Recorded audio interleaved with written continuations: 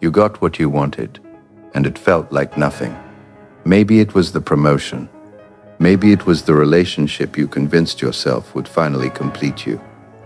Maybe it was the number on the scale, the apartment, the follower count, the moment you finally thought, this is it. And then, nothing. A faint warmth. Then the cold came back. And with it, a new want. You didn't fail. That's what nobody tells you. You succeeded perfectly. The machine worked exactly as designed, and you are the machine. There's a man, Schopenhauer, born in 1788, probably the most honest philosopher who ever lived, and certainly the least comfortable one, who diagnosed this centuries before you, sat there feeling hollow after your win. He didn't call it disappointment. He called it the nature of the will. Not your will, not willpower, not ambition. The will, capital W, a blind, churning, directionless force that runs through all of nature and concentrates itself inside you as wanting. As hunger, as the relentless forward lean towards something, anything, that promises to fill the gap you can't name. Here's what Schopenhauer says the will actually is. It has no goal. Sit with that.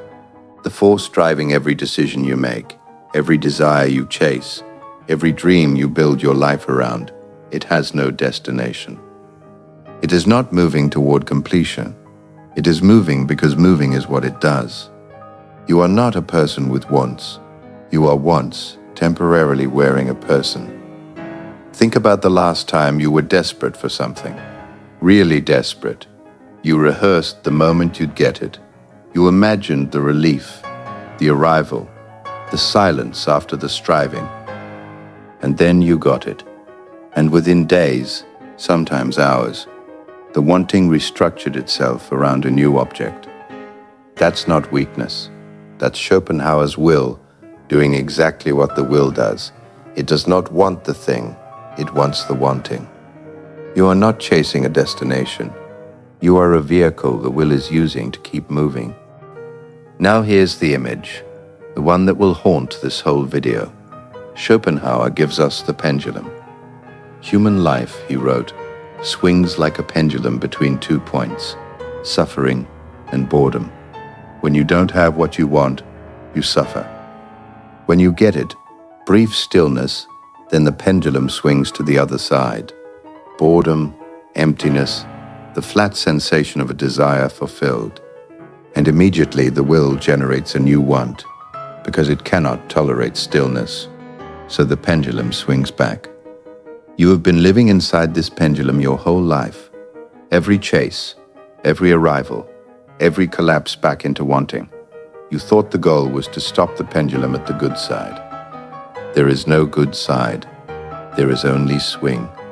And the modern world, built entirely on manufactured desire, on notifications and algorithms, and a marketplace that profits from your wanting, that world has learned to shorten the arc. The pendulum swings faster now. The relief is briefer. The next want arrives before you've processed the last one. You scroll not because you're looking for something.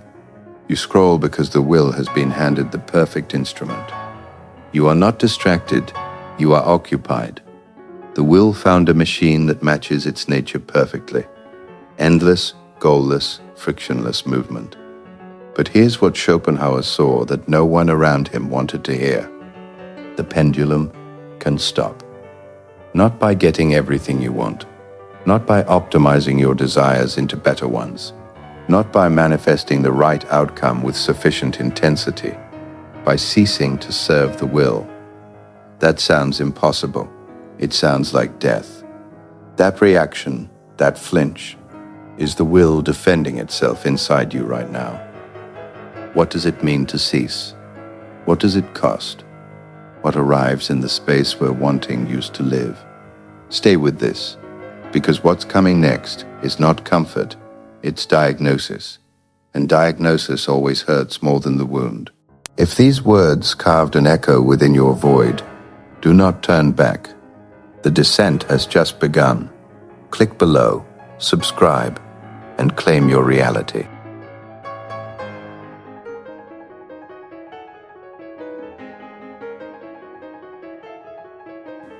Schopenhauer believed that most philosophers before him had been cowards.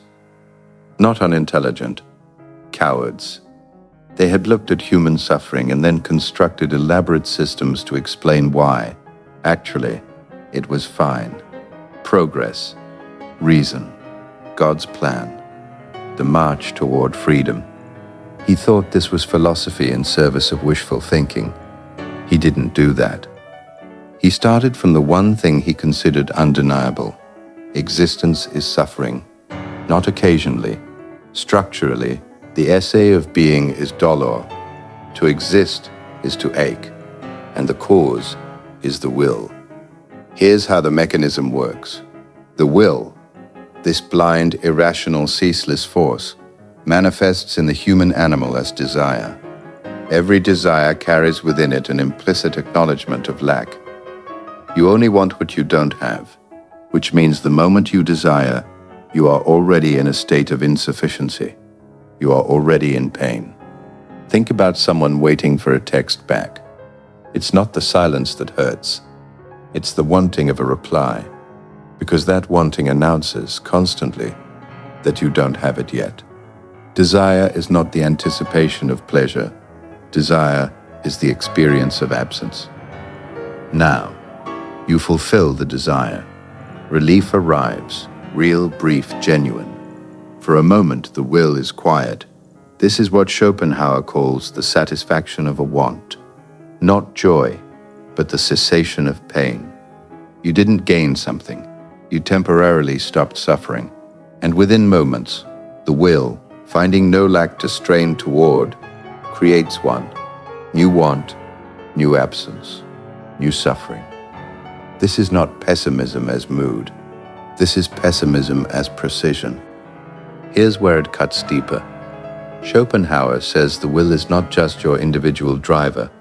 It is the metaphysical ground of all reality. The same force that pushes a plant toward light, that drives an animal to hunt, that moves water downhill. This is what's moving you. When you feel ambition, lust, hunger, social hunger, spiritual hunger, you are not expressing your unique soul. You are the will expressing itself through a temporary human-shaped aperture. You are not the driver. You are the vehicle. A man spends 15 years building a company, every sacrifice justified by the future version of himself, who will finally relax once the exit happens. The exit happens. He sells. He sits in his apartment on a Tuesday morning with nothing requiring his urgency, and he nearly has a breakdown. He starts a new company within 3 months. He calls it passion. It is the will. It cannot stop. It does not know how. It does not want to. Schopenhauer's central concept is called Wille zum Leben, the will to live. This is not the desire to survive. It is the desire to continue, to perpetuate, to strive, for its own sake. No terminal goal, no final rest, just more striving. And because this will operates through us, not for us, because it doesn't care about your happiness, your fulfillment, your meaning, everything you do in its service costs you more than it gives. Every object of desire, once possessed, deflates. Every relationship, once secured, becomes background. Every achievement, once achieved, becomes the new flaw. There's a specific word Schopenhauer uses for the emotional texture of a life lived under the will. Languidly. Boredom. Literally, but deeper than the English word carries. The long while. The drag of time when desire is absent. He thought boredom was as revealing as suffering, because it showed you what you were left with when the will went quiet, when there was no chase, no lack, nothing. The will had given you no interior life, just motion. Now ask yourself honestly, when was the last time you sat in genuine stillness? No phone, no plan, no background task, and felt full rather than hollow. If that question is uncomfortable, that's the will panicking, because here's the dangerous implication Schopenhauer draws.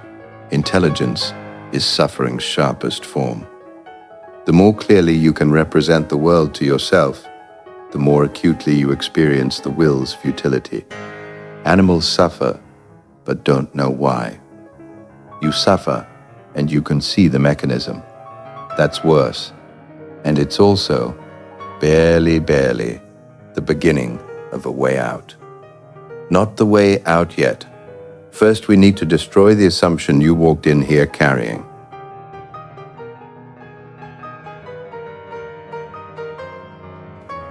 You believe, somewhere underneath everything, that the right desire will save you. Not all desire, not cheap desire, the right kind, the meaningful chase, the purpose-driven want. You've already made the separation in your head. Those people are running on the hedonic treadmill, but I am pursuing something real, something that matters, the career that helps people, the relationship built on genuine connection, the creative work that expresses who you actually are. Schopenhauer would look at that distinction and call it what it is, the will, disguising itself in better clothing. This is the deeper cut. This is what he actually said. It doesn't matter what you desire. The form of the desire, noble or base, shallow or profound, is irrelevant. The mechanism is identical. The person obsessed with status and the person obsessed with enlightenment are running the same program. The will wears virtue as easily as it wears vanity. It will possess your most sacred purpose and use it as fuel for the next swing of the pendulum. You thought you'd escaped. You hadn't moved.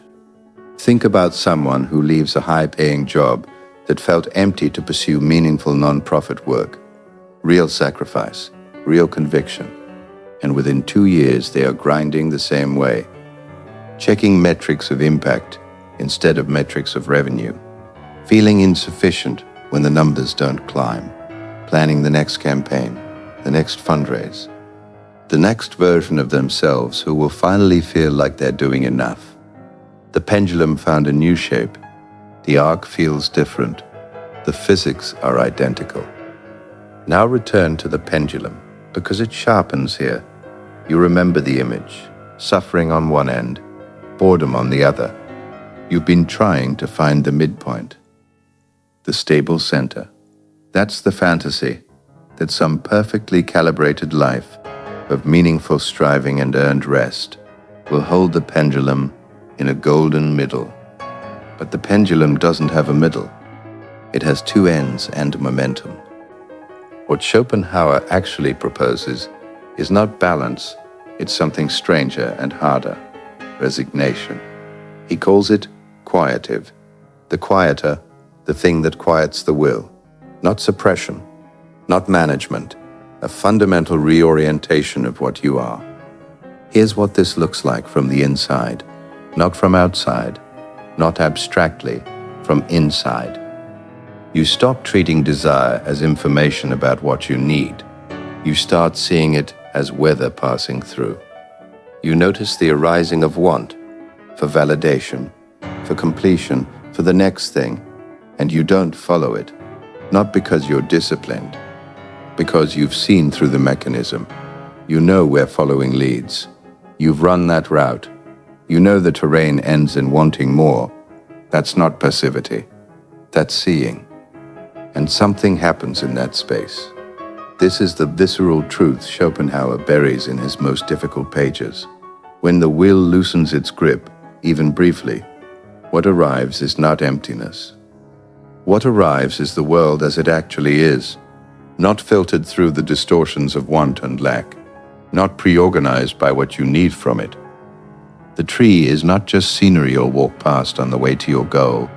The conversation is not just an interaction you need to go a certain way. The moment is not just an obstacle between you and the next moment. This is what Schopenhauer calls pure contemplation, and it is the closest his philosophy comes to grace. The will steps back, And suddenly you are not a striving animal in a world of resources and obstacles. You are a knowing subject in a world that simply is. For a moment, the pendulum stops, not because you found the right object to hang it on, but because you stopped feeding it momentum. It lasts seconds, sometimes longer. But it is real, and it is the only arrival Schopenhauer believes is genuine. Not the arrival at the thing you wanted, the arrival at the moment you stopped needing it to be different. That's the way through, not a preview, a fact. Now, what do you do with it?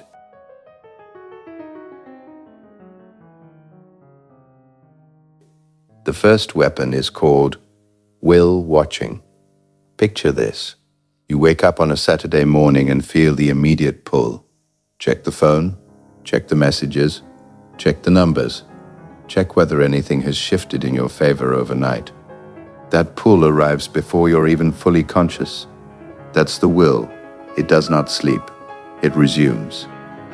Most people follow the pull without ever seeing it. Will watching is the practice of seeing it first. Schopenhauer believed that knowledge, clear, unflinching, representational knowledge of what the will is doing, is the only force that can loosen its grip.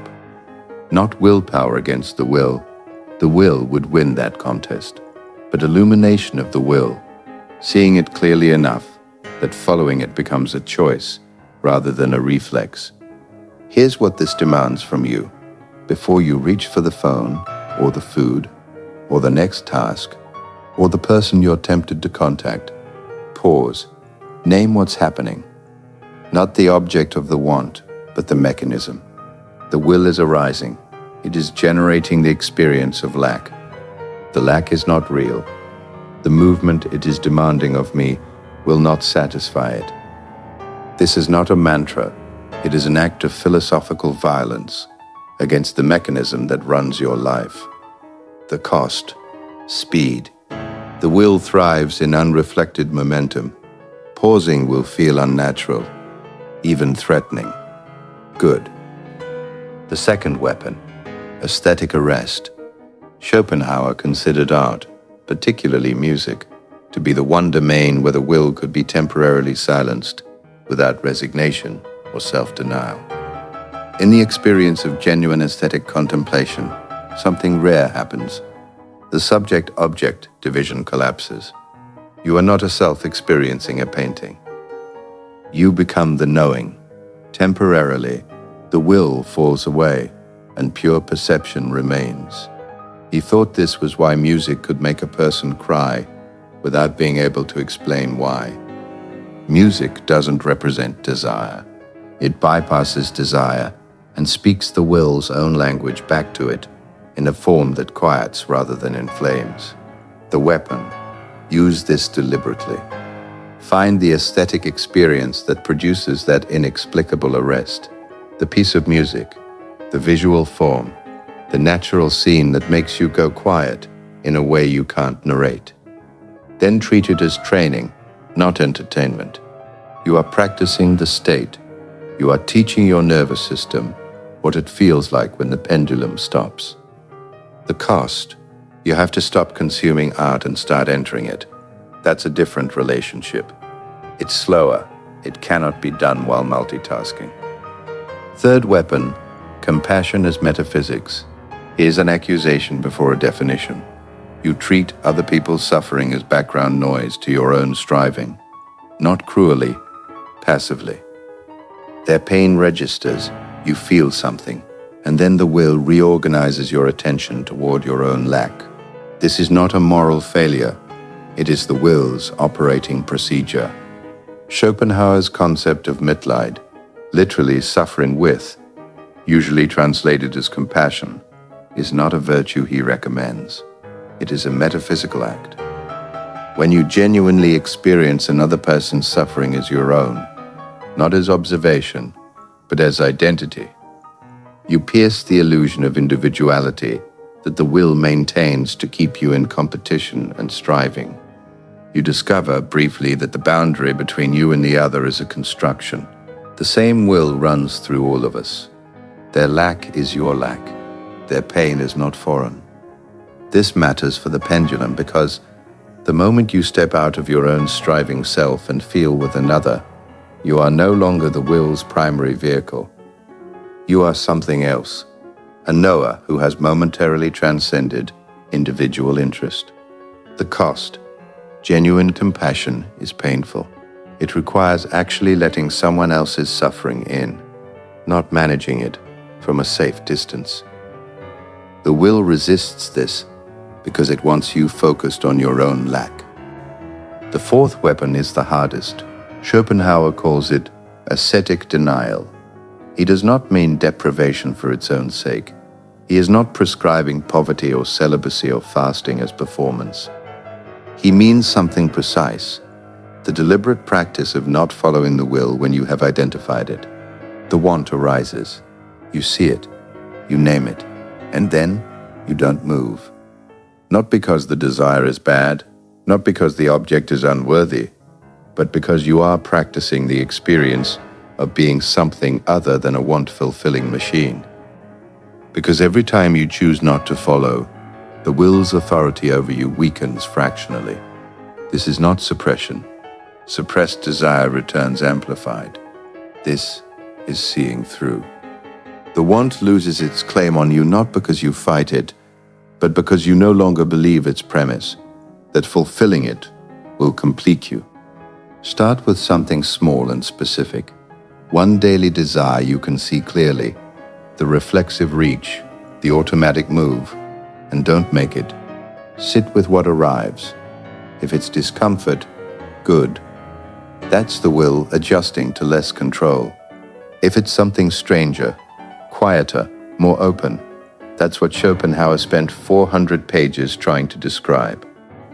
That quiet has a name. We're about to arrive there.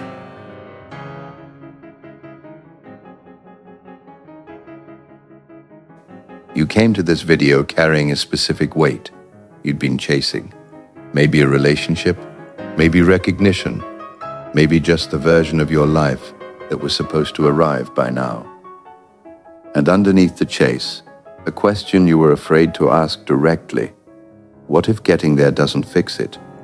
You already knew the answer. That's why the question scared you. Here is the moment. Ordinary. No drama. You're sitting somewhere, a cafe, your apartment, outside. You feel the familiar pull. Check the update. Refresh the page. See if anything has shifted. The want announces itself. And this time, just this once, you don't move. Not because you're disciplined, because you've seen what moving leads to. You've run the route enough times to know the terrain. Another want waits at the end of this one. The pendulum would swing, and swing, and swing. So you sit, and something strange happens. The noise doesn't disappear, but you are no longer inside it. You are watching it. The thought arrives, I should be doing something, and you see it as a thought, not as an instruction.